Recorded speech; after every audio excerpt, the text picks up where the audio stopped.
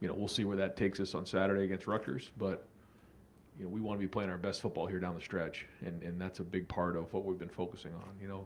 This time of year you want to be enhancing the things you're doing well, and improving the things that you feel like you need to improve on. That's been an area for sure, but there was definitely a step in the right direction. What does Trey give you guys that maybe you don't have without him? Trey gives us the ability to hit home runs. Trey's very competitive. He's versatile. He can do a lot of things in the passing game and the run game. So having him in there makes our offense much different. Third row right, Dylan Davis, Delaware Gazette. Kind of building on that Trey question, so given that he gives you the ability to hit home runs and otherwise struggling run game, is it important that you give him those 24 carries or whatever he got against Wisconsin, given that he can maybe change the game with one run where you're not generating a consistent run game? I guess you know what I'm saying there. Tim only gets 3 questions. He was late for the press conference today. So only gets 3. Tim. Yeah, I think we always have to find ways to get Trey the ball. Our playmakers, whether it's, again, in the run game, pass game, across the board. And I think he ran 24 times in this game, and that was a healthy bit for him, especially, coming off of a couple-week time where he wasn't on the field, and but we worked hard the week before to get his wind up, so he was able to do that. And real quick on Emeka, is he still online? Yeah, we're expecting him to practice this week.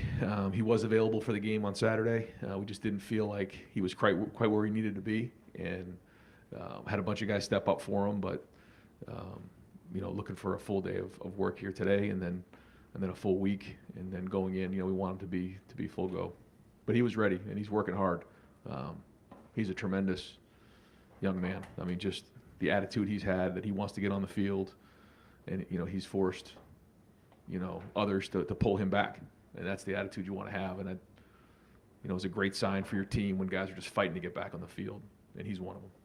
Stephen Means, Cleveland.com. A little bit more on Trey. You guys made a concerted effort to get him going in the pass game as well in that second quarter. What does he give you? And when you're trying to get the running backs involved in the pass game, but you're also trying to get the tight ends involved in the pass game, do they kind of take away from each other when you're trying to get the ball spread around more? Well, you have the matchups that are the most noticeable, which is the receivers and the corners, and then you have different zones and man that you got to identify. But ultimately, what you're trying to do is space it out versus zone and win against man-to-man. Our tight ends, you've seen Cade do some different things when he's got matched up that in a favorable matchup that he's won on, and you've seen our running backs do the same thing, and all of our guys do really well out of the backfield. But you can see certainly the explosiveness of Trey when he's out there, and that's just not something that's happened in this past game. He's done that in the past too. He's got big catches. I think his first big touchdown in Minnesota was a screen pass. He caught a big one against Maryland last year. So he's always been a weapon out of the backfield. Kyle, I know you're not going to develop if he's injured or not, but if you're dealing with a lower body injury as a quarterback, how can that impact you as a thrower? Well, this time of year you're going to have, everybody does. You have things that bumps and bruises and things, and there's a difference between hurt and being injured. And another example of a guy who really fought through it and showed toughness in that game, and that's once you get into November, that's what's going to happen. You got to play depth, and guys got to work through those type of things, and those you talked about. Some different guys already today, but there's a handful of guys that was that way, and he showed his toughness in that game. So that's why we had to get back in here, get healthy this week, and have a great week of practice. Right behind him, Andy Andrews, 11 Warriors.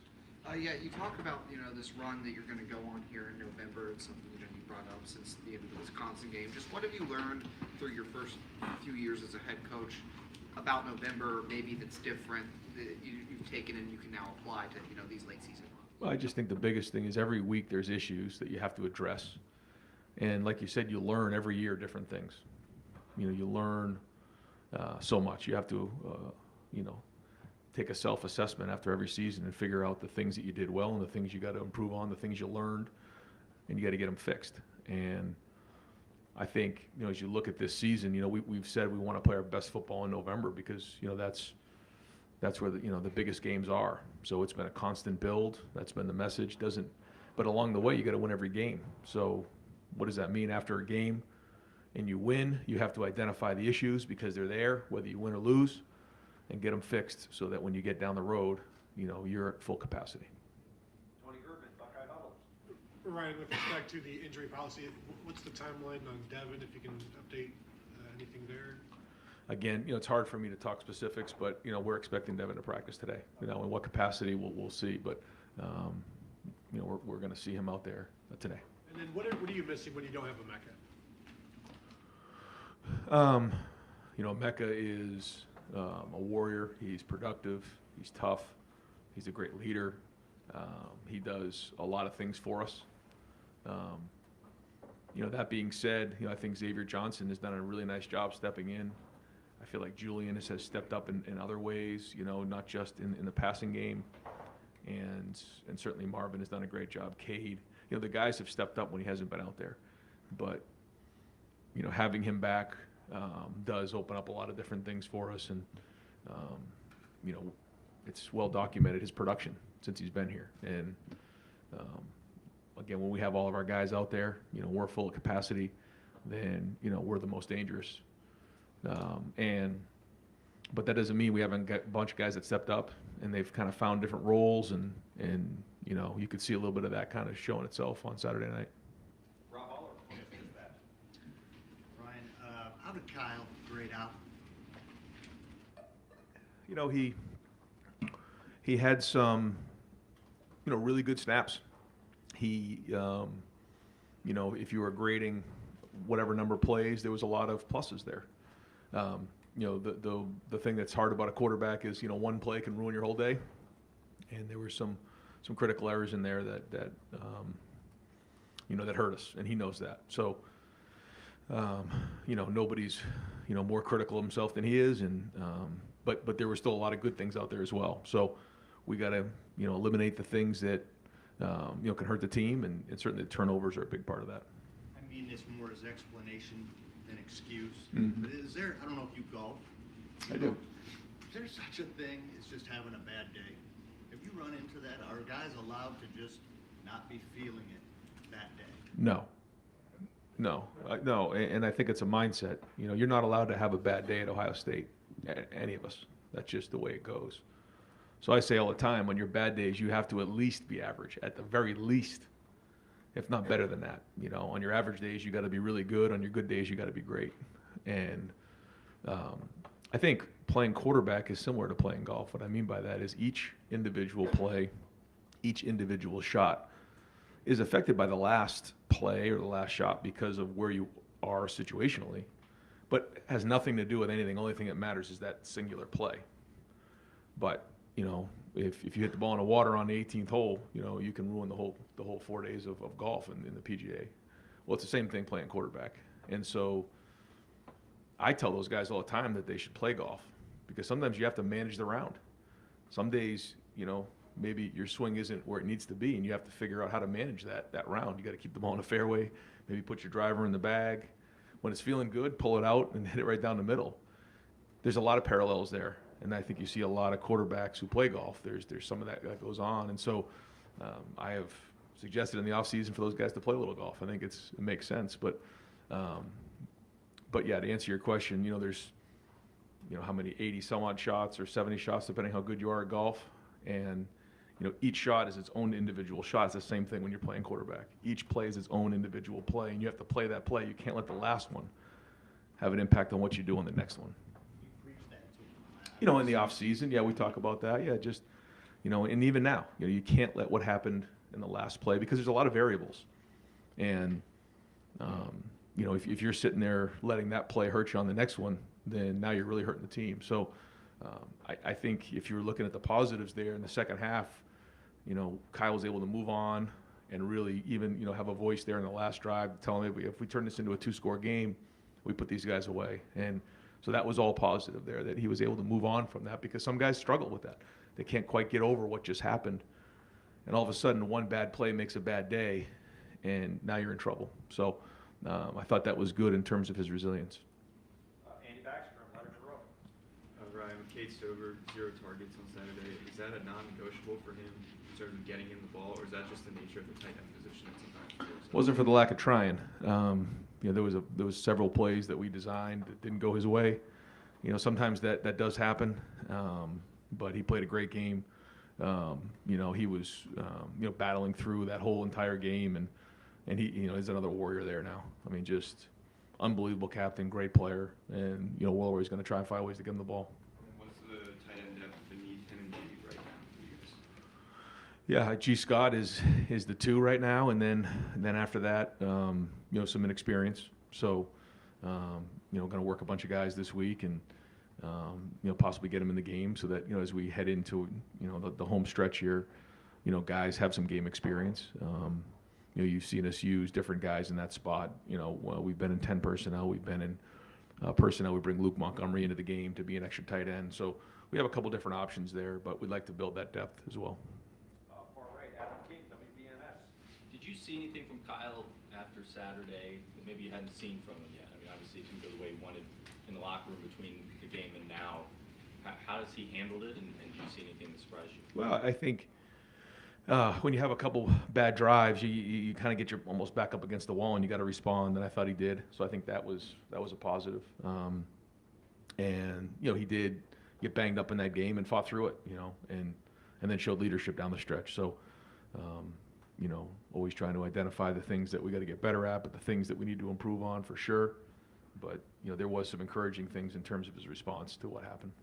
When you look at a moment like that as a quarterback, how much does having a guy like Marvin Harrison Jr. just become just kind of an outlet at that point? Oh yeah, that's very important. It's a comfort level, and those guys have been playing together for a long time, but it's not just Marvin; it's some of the other guys as well. When you have really good players around you, you have a comfort level and a confidence that those guys are going to get open and you can deliver the ball. Clay Hall, WSYX. Are you pole watching or trick or treating tonight? I'll be watching film of practice, Clay. You got a costume? No. Yeah, right here. Got a whistler on my neck. But you'll take note of the CFP. For us, we have to win this week, and I say that every year, and I think it's great for the fans. I think it's great for football to talk about it, but ultimately we have to continue to win and win out. So that's our focus, and we're just going to take it one week at a time, and then we'll come up for air at the end of the season because that's what the ultimate rankings are going to matter after the Big Ten championship game. Tom Sperry, WBNS. What's your biggest concern going to Rutgers this week? I don't know if it's concerns. I think anytime you go on the road in the Big Ten in November, you got to bring it, and they're doing a great job. Greg does a great job. They're playing well on both sides of the ball. They have a great identity. They're going to challenge you in all 3 phases. So again, I don't think it's a concern other than just the fact that we got to go continue to take the next step as a team, and that's it. What about expecting the unexpected against him? Yeah, creative in a lot of ways, certainly in special teams, and tries to attack you. So, we got to have a good plan for that. And, we have, some real veteran guys who are aware, and so we'll challenge them and make sure that we're sound in all those areas because they do a great job with that and are creative for sure.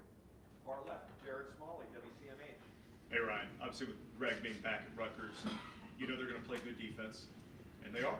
Statistically, they are. I'm wondering, when you look at evaluating them through the season, the way they've played, some of the better teams they've played, especially on defense, really, really strong against the pass. What do you see on tape that gives you an idea of why they're having some success? Combination of good players. I think the talent has been upgraded. I think they do a good job schematically and play complementary football. And I just think it's all of those things, and so that's why we got to do a great job of preparing. And each week has its own challenge, and this is just another version of it. When you guys recruited Davison, was the hope that it was the pitch? Hey, you get to play as your brother. No, but no, he and his family, and they've it's been such a great addition to our program having Davison here. You know, just his competitiveness, the way he comes to work every day. He's a pro, and you know, we're awful glad that he joined us. Right in front of him, Nathan Baird, Cleveland.com. Right after the game, you weren't even really aware that what exactly happened with Lathan. Do you have a better sense now that that's going to be long term, or if you guys got lucky there? Yeah, I think, you know, we'll probably have an update later in the week. We're still trying to figure out kind of the timeline on that, but yeah, we definitely have a better idea, just not definitive. In general, in a season like this where this offense hasn't been quite as efficient, scoring isn't quite as prolific, is the calculus for you changing at all on when to go for it on fourth down, when to kick a field goal in that plus territory, maybe especially in the red zone, fourth and short, those things? Yeah, I you know, the two spots in particular on third down, you know, I'm as the coach, I'm going to take responsibility that, you know, it's my responsibility to make sure that doesn't happen. We can't get, you know, pushed out of field goal range in those two situations. So, you know, you want to be aggressive, but, you know, I look back and probably should have run it in those situations, added a few yards to it and kicked the field goal to make it a 2-score game. But, you know, want to be aggressive and throw the ball. Got pushed out of field goal range in both of those spots. So I've got to think through that a little bit. So ultimately that's my responsibility. So I think, you know, we've got to make sure in that spot we turn that into a 2-score game, especially with how well our defense is playing. Are you saying you would look at it maybe differently this year than you would have looked at it last year, 2 years ago, 3 years ago? You know, I think our defense is playing really good football right now. And based on how the game is playing out, you know, you try to get an idea, are they in control of the game? I felt like, you know, the last couple of weeks, our defense has been in control of the game. And based on that, you know, you try to make the best decision to either make it a 1, 2, 3-score game in that spot. You know, I think we'll have to talk about, you know, games in particular when it comes to that. But remember, the goal was just to go 1-0 every Saturday, and that's our job. Now, again, we don't turn the ball over in the first half. You know, it doesn't have to be as close as it had to be, but that's our challenge for this week, is just play cleaner. And you know, I tell our guys all the time, we're in control. You know, if we play clean, if we play well, you know, then you know, it's not as much of a game in the fourth quarter as it was last week. But Wisconsin's a very good team. They're very well coached, and so is Rutgers. And so, you know, playing in this conference is not easy. And so we'll keep grinding and keep pushing, you know, to play perfect football, because that's what we want to do. Dan Holt, Love Warriors. Ryan, with Kyle dealing with that injury, do you have to manage him any differently, whether in practice or even in the game, just to try to keep him healthy for the stretch run? I think you're always aware of, you know, where guys are at. It's a long season, but you got to do what you got to do to win the game too. So that's always a balance that you try to strike, for sure. And just with Rutgers, do you see anything different in what Rutgers is doing this year in terms of their success than maybe you've seen in past years going against them? Just offensively, they you know, have a different scheme, very similar to what Minnesota did a few years back. You know, same coordinator. You can see a lot of similarities to the way that they're playing, controlling the ball, and then obviously playing well on defense. Austin Ward, Ryan, the podcast.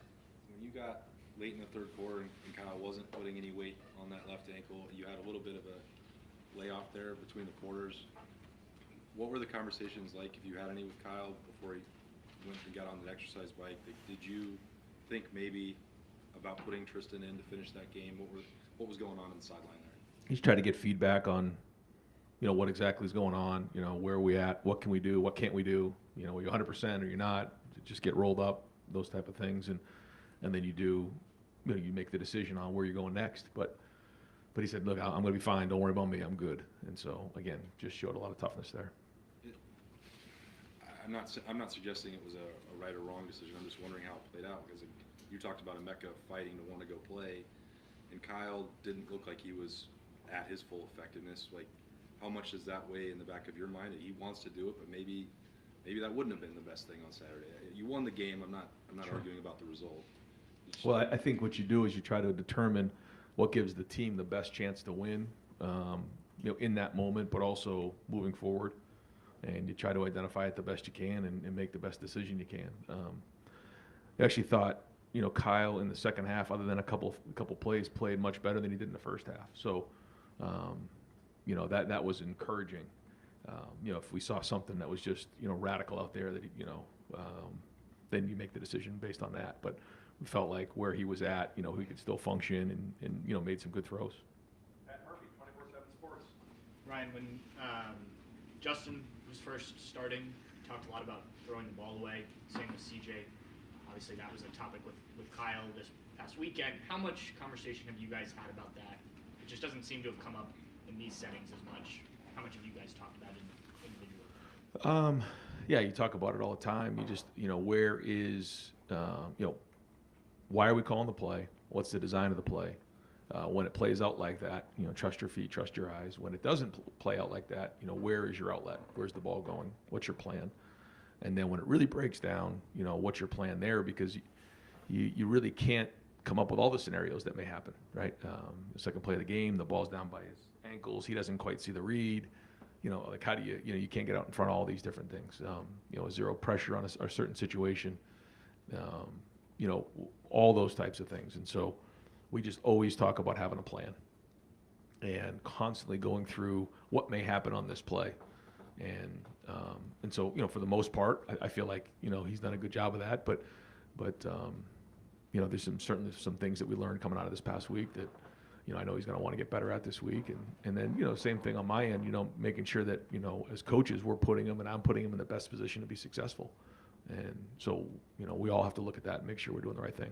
In that same vein, I think he's had a number of intentional grounding penalties. I know some of those have been maybe questionable, but when you look back, is there a connection there or something you guys can address with him to avoid that situation? I think it's, again, trying not to put him in a situation like that, but also, just having a plan and an outlet for, when things break down, what is your answer? Where is that ball going? Whether it's breaking contain and then it has to cross the line of scrimmage, or if you're in the pocket, making sure you have somebody in mind in terms of a receiver to make sure that the ball is in his range so that something like that doesn't come up. Spencer Holbrook, Letterman Row. Randy said after the game that Marvin needed a few more targets, he thought. But other than Marvin, the rest of your receivers. That's every game.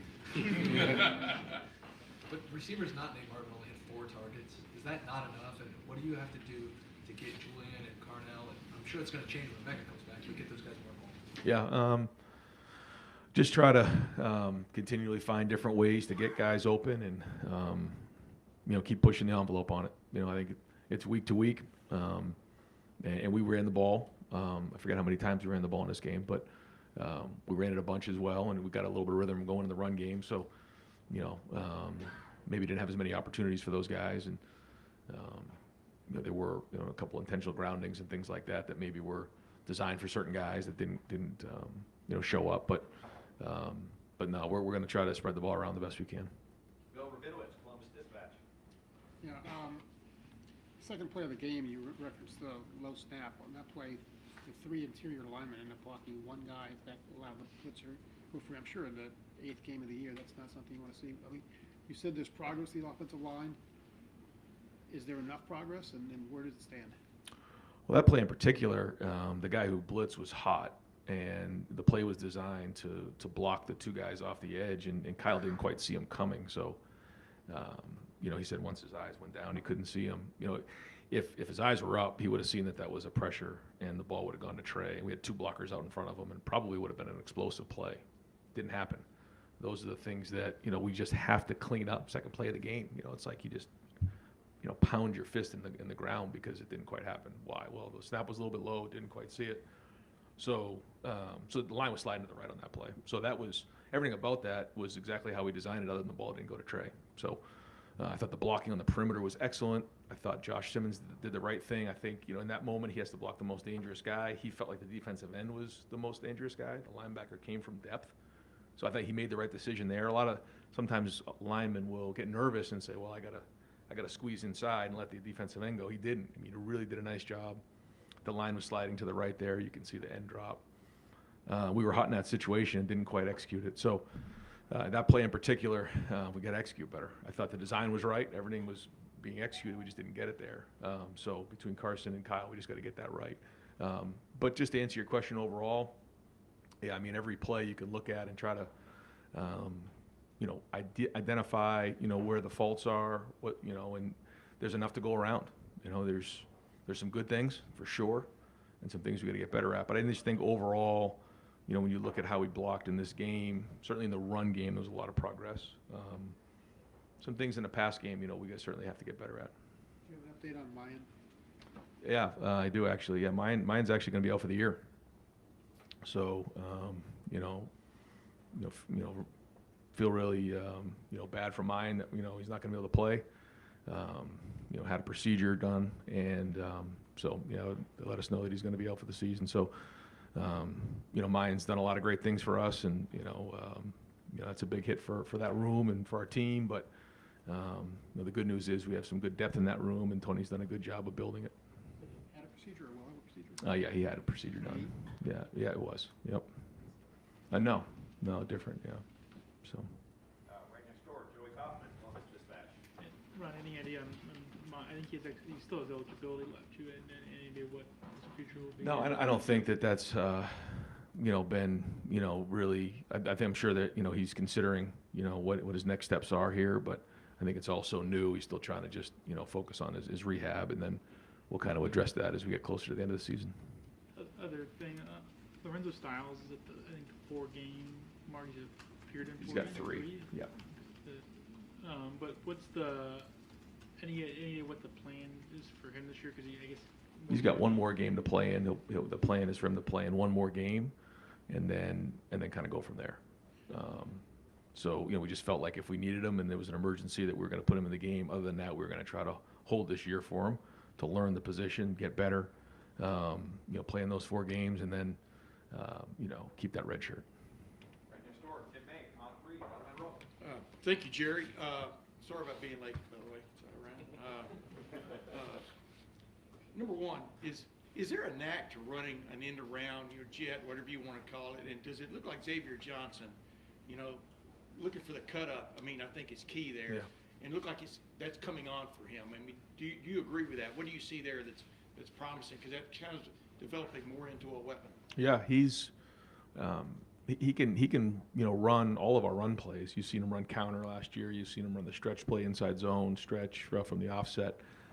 The play in particular that you're talking about is a play that the 49ers have kind of made popular there with Deebo Samuel, as a receiver, and Mecca's run that play in the past. It takes a guy who has some running back skills, a bigger guy who, like you said, can look to circle the field and then upcut when he needs to, and then kind of find his way through. But it certainly fit last week, and he's got a good knack for that, like you said.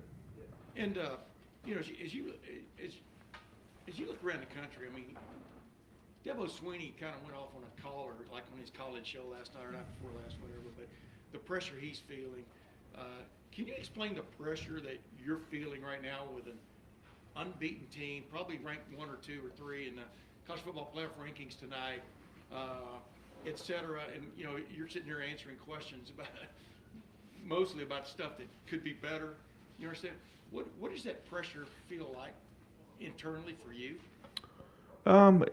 It's just that's the job, and you try to take it one day at a time, and you try to grow and you try to learn, but ultimately this is about the kids. This is about the players. I call them kids. These guys aren't kids; they're grown men. It's about them, and that's why you get into coaching, is to have an impact on young people. And along the way, you're very competitive, and you want to go compete for championships, and that's why you come to a place that is so special like Ohio State. And but you have to stay focused on what really matters, and it's just those players, and putting them in the best position you could possibly put them in, figuring out what you got to do on a year-to-year basis to get it better, and then just pouring in all your time and effort to give them the best chance to be successful on Saturday, because that's it. That's why you get into coaching. And being able to watch my son play high school football this year was like almost refreshing for me, because those guys, whether it was Ohio State football or their high school team, they were living and dying by every single game.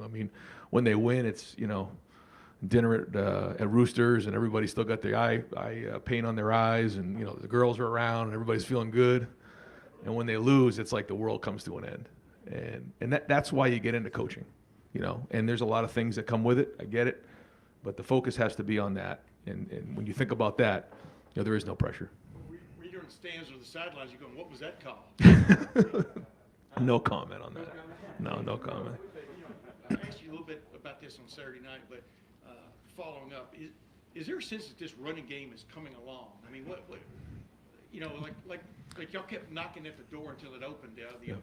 Yeah, well, we took a step in the right direction, and getting Trey back helped us. But that was one game. We'll figure out where we're at this week, and then at the end of the season, you come up for air and figure out where you're at. But we know where it needs to be in order to have the balance to go win a championship. And so the one thing about this team, they come to work every week, and they want to get better every week. They prepare at a high level, and they have high aspirations. I mean, they want to win them all. So we'll get back to work today. Bill Landis, the podcast. Ryan, what you just said about sometimes offensive linemen getting a little nervous and maybe pinching down instead of taking the outside guy. Is that what happened on the fourth down play, the first fourth down play? Looked like they had 3 over Josh Fryer, 1 drop, 1 round with Trey, and then the outside guy came, and Josh looked like he was like maybe a half step slow to get there, and that's kind of how the play broke down. Is that kind of what you're talking about? In that particular protection, yeah, that was a 5-man protection in the end. When the back released, you saw the safety run with the wheel route, and then you kind of have to sort out what the most dangerous is in there. So, I don't remember exactly how that fit on that side of it, but yeah, that was a 5-man protection as well.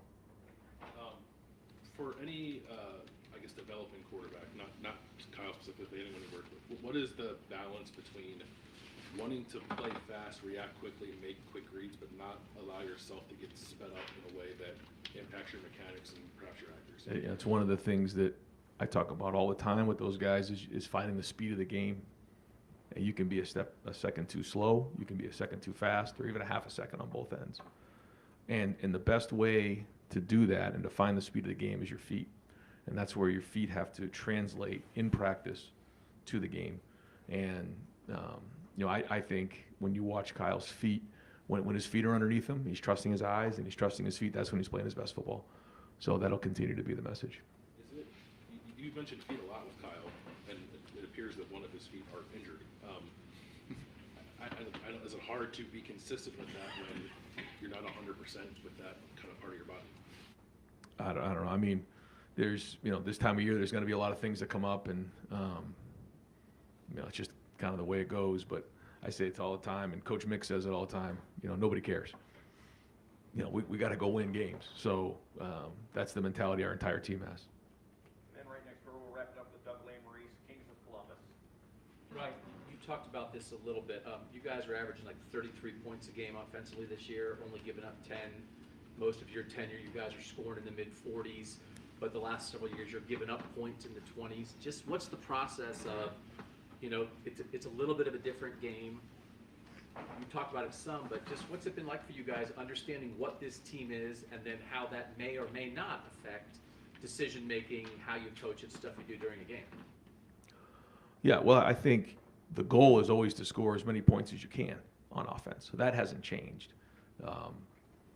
I think early on, when you have some new faces in there, maybe you're trying to build as you go.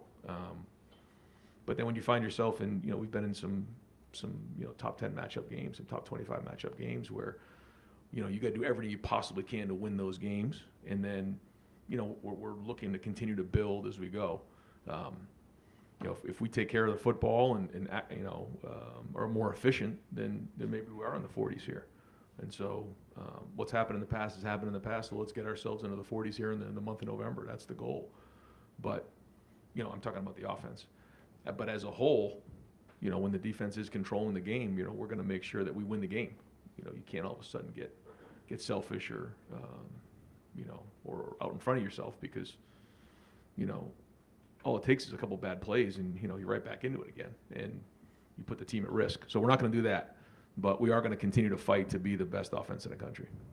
And then you always talk about, right, whenever a quarterback does something, you want to know what they were seeing. Yep. Right?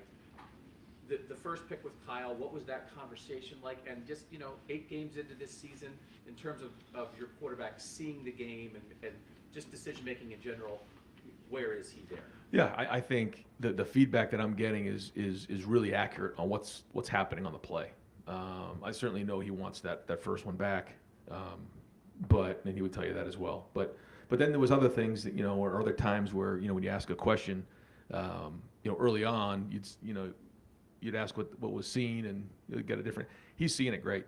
He's seeing it. Giving really good information on the sideline, and that gives everybody confidence that he's recognizing what's going on with the coverage. He's recognizing what's going on with the routes, and that's really good. And there's been a couple times where he's given me feedback where I didn't quite see it that way, and I come back, watch the film, and he was right, and that's really encouraging. So a lot of growth there.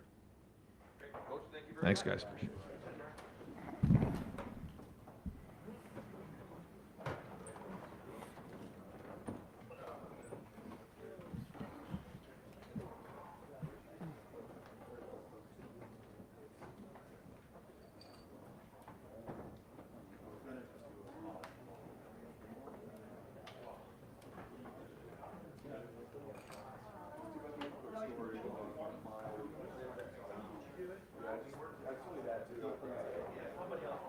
Appreciate it. I would appreciate it when it would be me eating over the course of 7 days with the family. Thank you. It was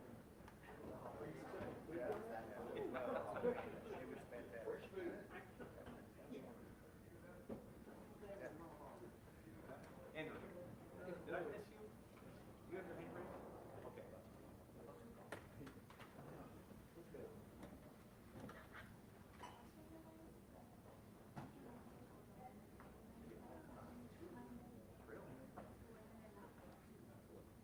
I drank 2 sips of sour milk last night. Felt fine. Because I just wanted to make sure I was tasting what I was tasting. I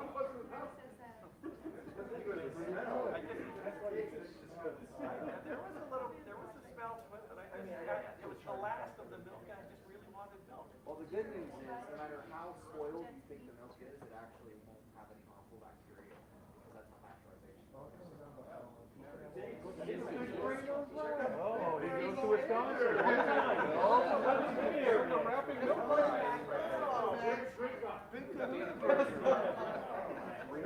DJ Milky Milk over there. What's your mom's number? Oh, I've got it. It's like getting into sports journalism. No, that's real. You're in the right place. Football and football.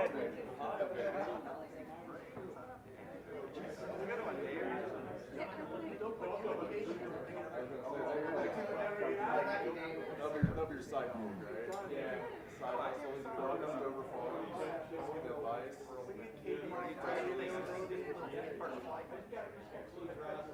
Farm reference? Marcus will get in on that. Talking about if Anders is interviewing Stover, because we're going to guys talk about farm stuff, well, Marcus will have to get it. I asked Stover a farming question one time, and he acted like He's been told us. I don't blame him, but you gotta tell him where you're coming from. Figure it out. Yeah, Marcus, farm. I asked him what kind of operation. It was earlier. Well, I think part of it is, I think it's a thing small. All right, folks, we are gonna open up questioning for Coach Jim Knowles. Front row right here, Austin Ward. Jim, if Lathan is out for a couple weeks, what would that do to the configuration, you think? We saw Sonny and Jordan play a little bit more together on Saturday. Would that be the way you think you continue? Yeah, I think that's highly possible. What do you like about, or what concerns would you have, either way, I guess, if pairing those two together? No concerns. I think they've both proven themselves in a lot of different dimensions, so I don't have any concerns about it. Far left, Nathan Barrett, Cleveland.com. When you guys were first looking at Davison from the portal, just what maybe jumped out at you immediately that this was somebody that you needed to pursue? He's aggressive. He plays with confidence. gets his hands on people. You know, he's not afraid to fight at corner and challenge people. You know, you can see that, and he's a willing tackler. Like, he really throws himself in there in the run game, which I think is you don't see that in corners all the time. Does that have a greater value to you coming off of last season? Because that was, I know because of injuries and other things, but that was an element that was kind of missing from that group. Yeah, it was a dynamic I think we needed. He you know, raised the level of all the guys around him. You know, competed, you know, as a new guy, you come in, he's competing in practice, and everybody sees that, and he's not intimidated by anybody. So, yeah, I think it helped a lot. Right behind him, Joe Nugent, WCMH. 8 games into the season, only one player has rushed more than 100 yards against you guys. How much of that is improved defense, and how much of that is different college football these days? You know, our game is such a week-to-week thing, and you're just trying to get better all the time. And, you know, I feel like it's improvement. I feel like it's confidence. Guys understanding the system and their role in it. You know, being able to handle the adjustments that happen, because, you know, you spend a lot of time on a game plan, and sometimes that changes on Saturday, right? A lot of times it changes on Saturday as the game goes on. So I feel like, particularly in the run game, you know, we're able to make adjustments, and I think it shows up. And Hope, 11 Warriors. Jim, even before Lathan went out of the game, you had Sonny back there playing deep safety. Just what went into that decision to move him from nickel to safety last week? It was just more of a nickel. It was more of a nickel game in terms of the matchup on the slot, you know, and we felt like, you know, Jordan would be better at that. So we wanted to find places to get Sonny into the game. And against a spread RPO team, playing him at high safety worked, and it's a good thing we did it. When you think about Sonny's long-term future, do you think that playing one of those high safety spots could be the long-term plan for him? Yeah, I think it's possible. I think, you know, he's now getting experience at both, and I think he can really add a different dimension, you know, as you look to the future and structuring things, you know, so he can be in there with other guys and end up in different places and add some unpredictability to it. Fourth row right, Andy Baxter of Letterman Row. Jim, in terms of the run defense, Jack Sawyer seems like he's really stepped up the last few weeks in that regard. Is he someone that you kind of have to watch the game twice to really realize everything he's doing against the run? Yeah, I think so. I think anybody who's serious about watching the game and studying it, like I know you men and women are, you know, probably more at the Ohio State than anywhere I've ever been. I mean, there's a lot of great football knowledge in the fan base and in the reporters. Yeah, so when you watch it, you see that he is controlling things at the line of scrimmage and getting off blocks. And I mean, I think all 3 of those plays in the goal line, he was involved in. He was involved in them, in those stops. Those are huge stops, you know, huge stops as you look at the flow of the game. So, yeah, he's been doing that, and maybe that doesn't show up in the sack statistics, but it means a lot to the defense. Jeremy, deep center field, Jeremy Birmingham, podcast. So Jim, you guys have not played what would be probably described as like an athletic quarterback yet this year. You played guys that move around in the pocket well. Obviously, St. Martin and those guys who play a lot of ball, but Wimsett is a little bit different in the way that he's utilized. How does that change the plan for you this week, if at all? And does that mean you maybe have a different, you know, expectation of what success is this week? You know, you always have. You have to have that element in the college game all the time, because anybody can do it. I think you have to put some things in to make sure you can control it more rather than just be, hey, we're fundamentally sound, we got everything covered. You know, you have to have some things where you're controlling that more. Also, flattery working great with us, so just keep telling us how great we are either way. I'm not going to say anything. Tony Gervin, Buckeye Huddle.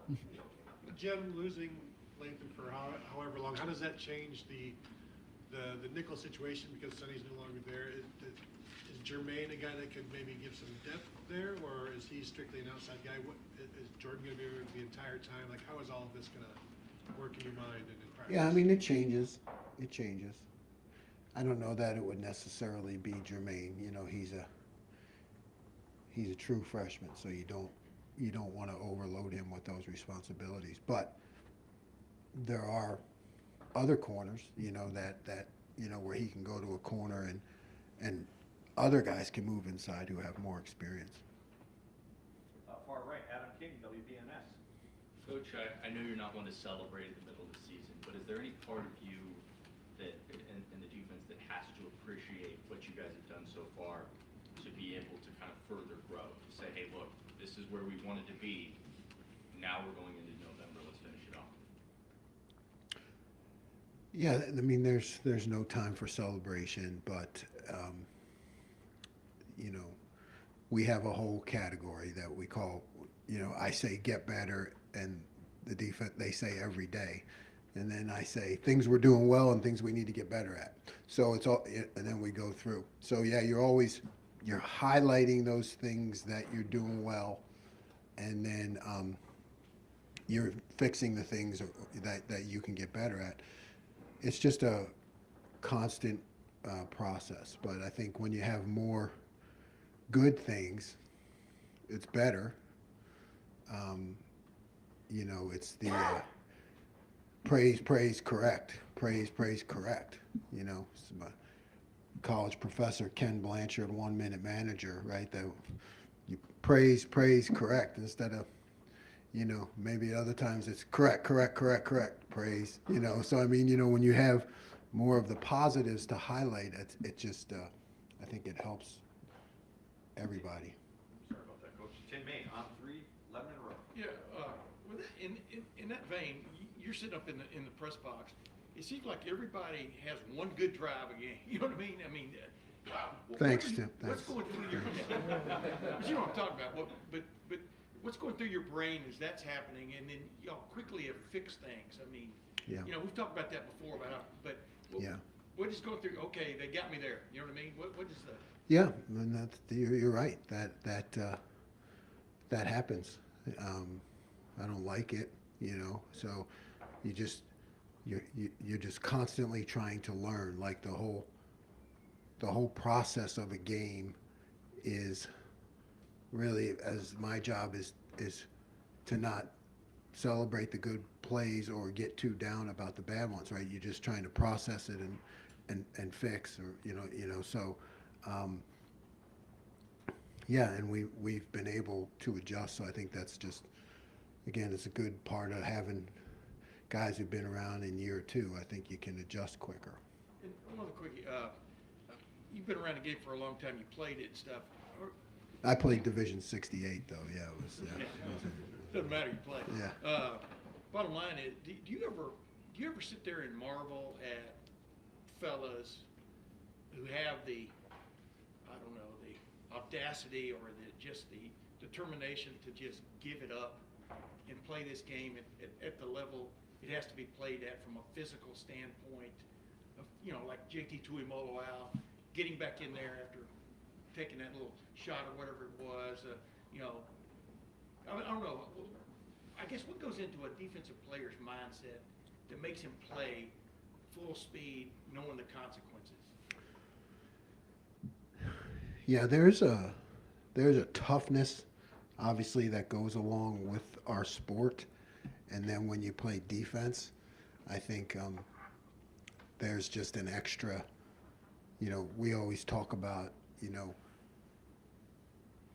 our honor, defending our team, defending our fan base, really it's like defending all that work because they put in so much work. I mean, what people don't even know, they put in so much work.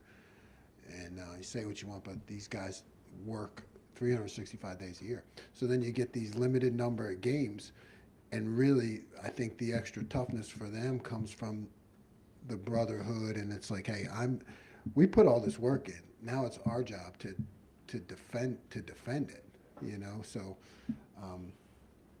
it's a tough man's game, no doubt. And I think on defense, you're, like I always say, joke with offensive coaches, you can't punt on defense. You know, you can't say, hey, we don't want to play anymore. Can we get off the field? You know, you can't do that. You have to stop them. That's what I tell them before every game is somebody has to make the tackle. You know, somebody has to put the other guy on the ground. And I think there's just a toughness that comes with that. If Tommy's playing on the shovel pass, was that just from what you watched on video, you saw it live, what you watched on video, what does that just say about him? That was an amazing play. I mean, if you brilliant men and women of the media broke that play down, we actually did not hit the blitz right. If you watched it, we had two guys up the field. I think we had Caden and Jordan. Well, they were supposed to X. Jordan didn't X. So now Tommy should have had help on that, and he was left one-on-one with that, with just a goal line tackle, and really an amazing play. Really. I mean, I think that just epitomizes hopefully where we're at right now, toughness. And then, like I said about Jack Sawyer, I mean, you're talking about, you know, the space from here to the wall. And, like, Jack Sawyer came, like, all the way around from the other side and wedged his body in there to push it back. So, I don't know. That's not sexy, but that's our game. I mean, that's what wins football games. Joey Kaufman, Columbus Dispatch. Jim, when was there a moment where you thought Cody was going to be able to have more of the snap share this year than he had last year? I know he didn't play last week, but generally last couple weeks he's played more. Was there a time where you felt like he was going to? Yeah, I still think that.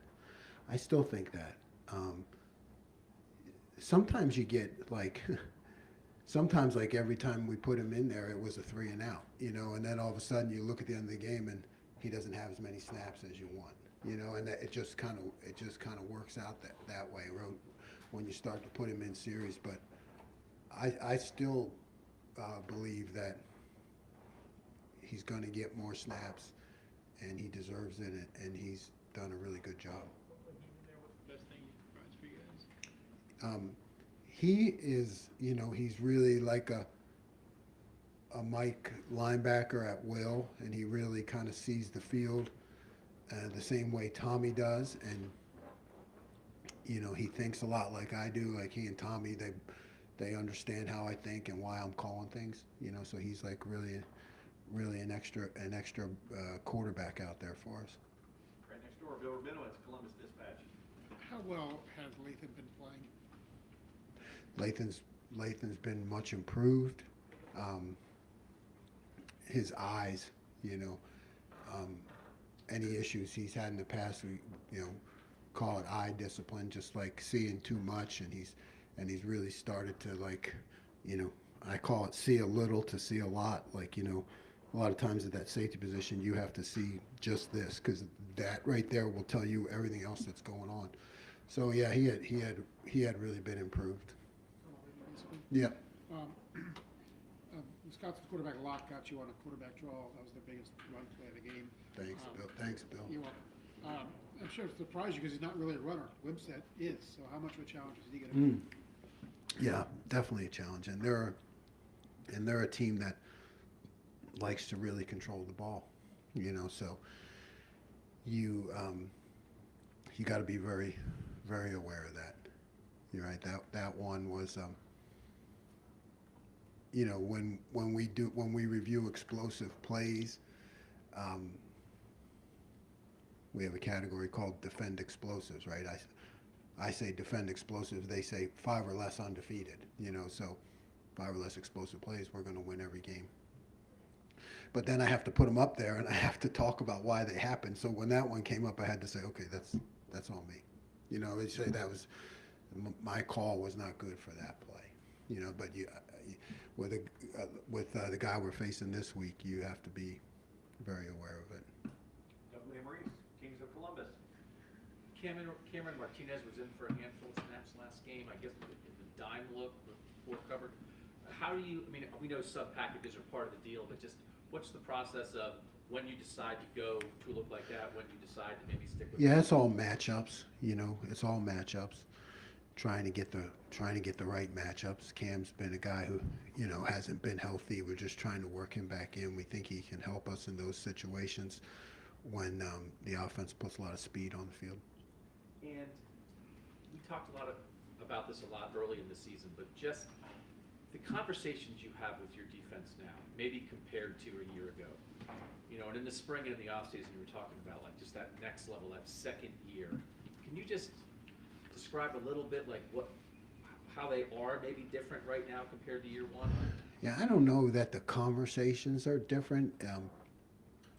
The expectations are different. You know, I think that's where it all goes. It's all about the expectations. You know, when you're just trying to learn things and, you know, maybe trying to fake it until you make it, you know, there's like a different feeling than whether you know you're going to stop them, that you expect to stop them, and here's why.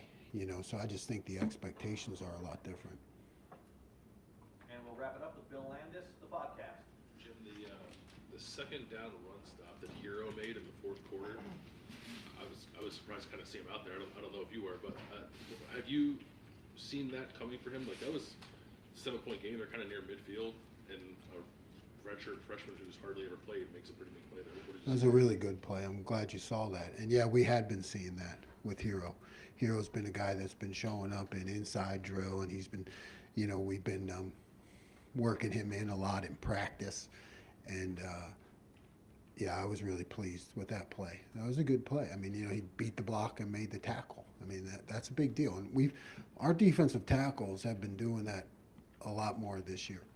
You know, not just using up blocks, but actually beating the block and making the tackle. That's a big deal. And Hero is doing a nice job. All right, Coach, thank you very much.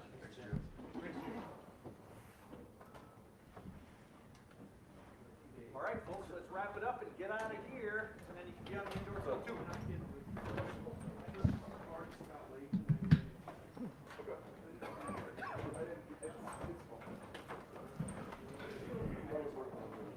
Yep.